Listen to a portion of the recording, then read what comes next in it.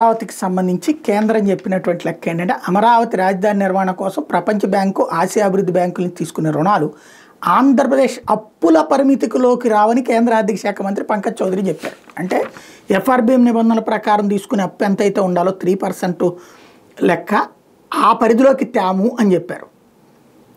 అంటే ఇక్కడ దాదాపుగా ఎందుకు రకరకాల విస్తృత ప్రచారాలు చేస్తారు. ఇప్పుడు నిన్న ఆయన చెప్తున్నారు పయ్యావుల కేసు సిఆర్డీఏ చెల్లించుకుంటుంది అన్నట్టు. నారాయణ గారు ఏం చెప్తారు, ఈ భారం ప్రజల మీద పడదు అని చెప్తుంటారు. సిఆర్డీఏ ఏమన్నా సెంట్రల్ గవర్నమెంట్దా కాదు కదా. దాని మీద ఎక్కువ చర్చ జరపకుండా ఉంటే బెటరు.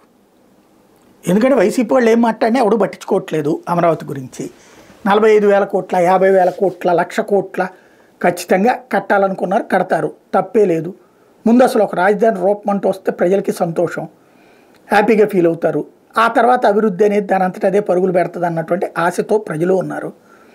ఇందులో ఈ డబ్బులు సెల్ఫ్ సఫిషియన్సీ, సెల్ఫ్ ఫైనాన్సు ఇట్లాంటి మాటలకి వదిలేయండి. ఎప్పుడో భూములు ఇవన్నీ రేట్లు పెరిగాక అమ్ముకుని అప్పుడు కడతాము, అప్పుడు సిఆర్డీఏ కడుతుంది, ఇవన్నీ కూడా బేసిక్గా దాని మీద వడ్డీలు అయితే ఖచ్చితంగా కట్టాల్సిందే. అది ప్రజల పన్నుల్లో నుంచి కట్టాల్సిందే. ఇంకోటి అమ్మిన తర్వాత అప్పుడు రాజు ఎవరో రెడ్డి ఎవరో ఎవరికి తెలియదు. ఈ అప్పులు తీర్చేయాలంటే ఎన్నాళ్ళకు ఉంది ఇది? 20 ఏళ్ళు. 20 ఏళ్ల తర్వాత ఎవడడిగొచ్చాడు. కాబట్టి ఇవాళ దాని గురించి చర్చ జరిపితే డీప్గా వెళ్తుంది. కేంద్రం ఏమి అది నేను చెల్లిస్తానని చెప్పట్లా. ఇప్పుడు ఇందులో కూడా ఏముంది, ఎఫ్ఆర్బిఎం పరిధిలో పెట్టట్లేదని చెప్పి, అంతేగాని తను చెల్లిస్తానని ఏం చెప్పలేదు. తను చెల్లిస్తానని చెప్తే అప్పుడు లెక్కలోకి వస్తుంది. నేను ఇంతకుముందే చెప్పినట్టు 20 ఏళ్ల తర్వాత రాజెవడో రెడ్డెవడో తెలియదు. ఆ టైంలో ఉన్న ప్రభుత్వం అప్పుడు అనాలి నేను కడతానని, లేకపోతే అప్పుడున్న ఆంధ్ర ప్రభుత్వం కట్టమంటది. అది కామన్గా జరిగేటటువంటి వ్యవహారం.